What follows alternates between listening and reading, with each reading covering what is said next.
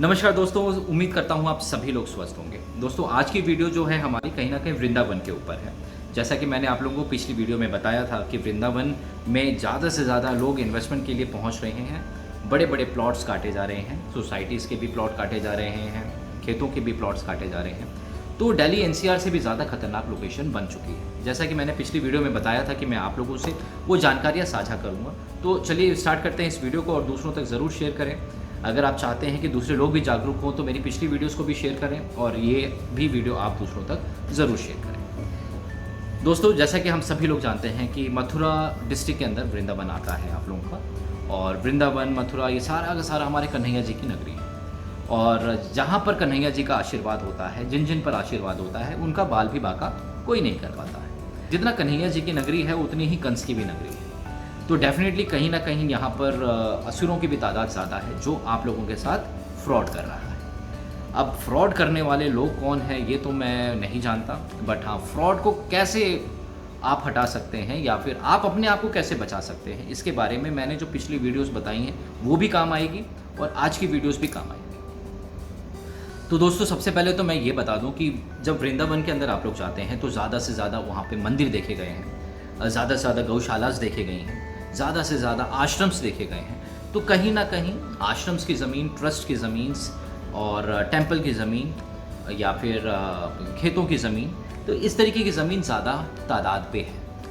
हाँ, कहीं कहीं पर वो आश्रम्स खुले भी नहीं हैं, कहीं कहीं पे ट्रस्ट जो हैं वो डिक्लेरेशन में नहीं आए हैं या फिर लाइव नहीं है या कहीं और लाइव हैं, बट वो लोकेशन कहीं ना कहीं रख दी गई है। तो प्लॉट्स उनके ऊपर भी काट कर बेचे गए हैं, और जब उनके ऊपर काट कर बेचे जाते हैं तो डेफिनेटली वो तो ज़मीन ट्रस्ट की है या वो ज़मीन टेंपल की है या सरकार की है या ग्राम सभा की है या जिसकी भी ज़मीन है, वो डेफिनेटली कहीं ना कहीं कभी ना कभी वापस आएंगे एंड देन डेफिनेटली वो आप लोगों से आपकी ज़मीन ले लेंगे। लेकिन जो बेच कर गया है उसकी जेब में तो पैसा जा चुका है, जिसने रजिस्ट्री की है यानी सरकार, उनकी जेब पर रजिस्ट्री का फीस जा चुका है।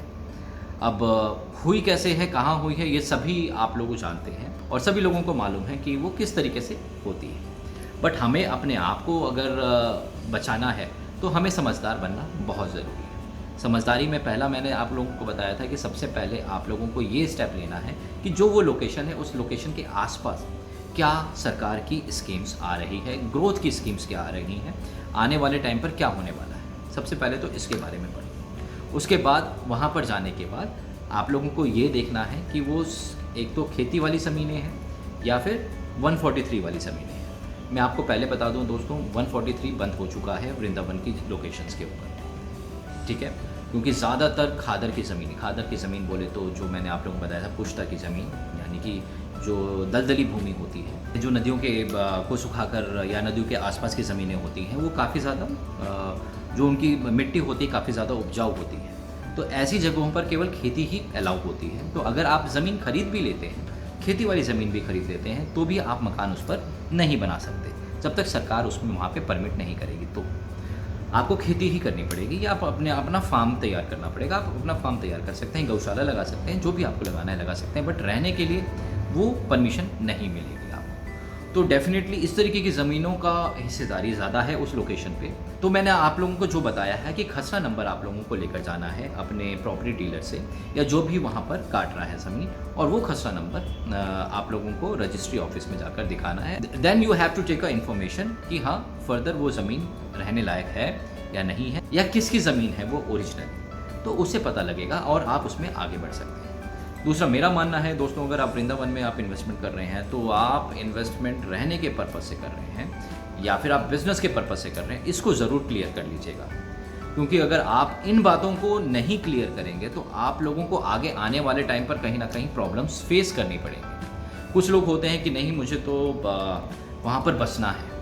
अब बसना है तो रोज़ी रोटी आप लोगों की कैसे चलेगी इसका तय कर लीजिएगा आप लोग, उसके बाद ही वहाँ पर आप रहने के लिए अपनी ज़मीन खरीदिएगा।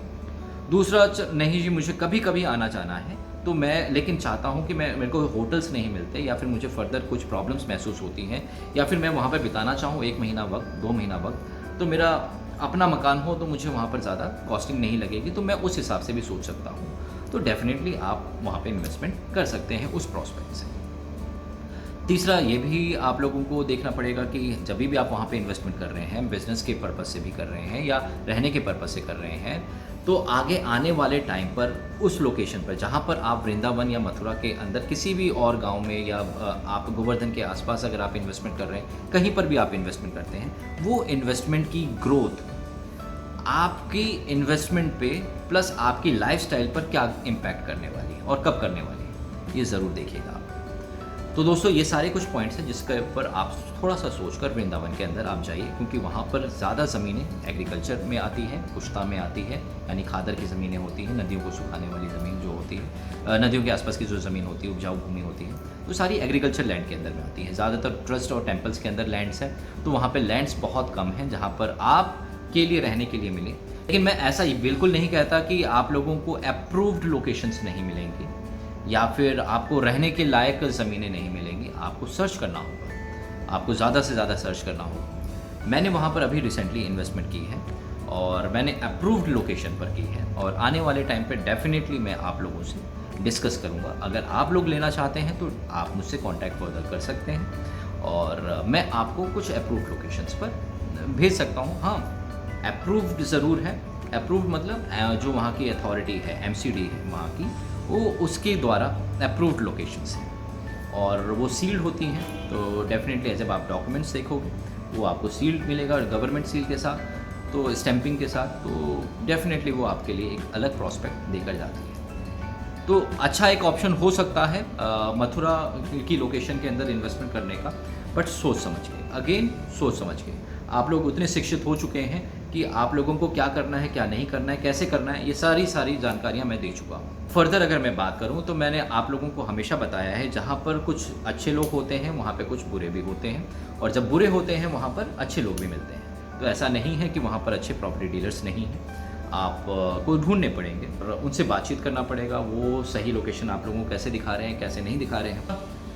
मेरी तरफ से अगर राय है तो मैं यही राय दूंगा कि आप लोग वहाँ पर जाकर केवल अप्रूव्ड लोकेशंस पर ही इन्वेस्टमेंट करें, अन्यथा ना करें। और ऐसे बहुत सारे बिल्डर्स हैं, ऐसे बहुत सारे प्रॉपर्टी डीलर्स हैं जो अप्रूव्ड लोकेशंस पर आपकी इन्वेस्टमेंट ले रहे हैं। आप उन वहाँ पर जाकर इन्वेस्टमेंट करें। थोड़ा महंगा ज़रूर होगा बट वो सेफ़ होगा, क्योंकि बुलडोज़र वहाँ पर भी चले हैं, अभी आपने विजुअल्स पे देखा, और वो चलते रहेंगे। तो वहाँ की गवर्नमेंट स्ट्रिक्ट हो चुकी है और वहाँ पर रोड्स और बाकी जो कंस्ट्रक्शंस वर्क है वो स्टार्ट होगा। तो डेफिनेटली अगर आपने गलत जगह पे इन्वेस्टमेंट किया तो आपकी ज़मीन भी स्वाहा हो सकती है। दोस्तों थोड़ा सा विजुअल देखते हैं, ये सुबह की लोकेशन पर और रात की लोकेशन कैसी दिखती है वृंदावन, जहाँ पर इन्वेस्टमेंट ज़्यादा से ज़्यादा लोगों की करवाई जा रही है। वो आप खुद अपने हिसाब से देखें और सोचें कि वहाँ पर इन्वेस्टमेंट करना